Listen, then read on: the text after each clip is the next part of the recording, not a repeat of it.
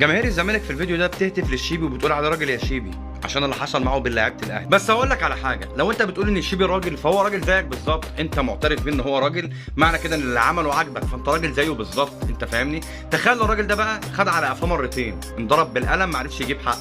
ادي الراجل اللي انت بتقول عليه اتشتم باهل بيته برضه ما عرفش يجيب لهم حقهم عشان هو راجل زيك.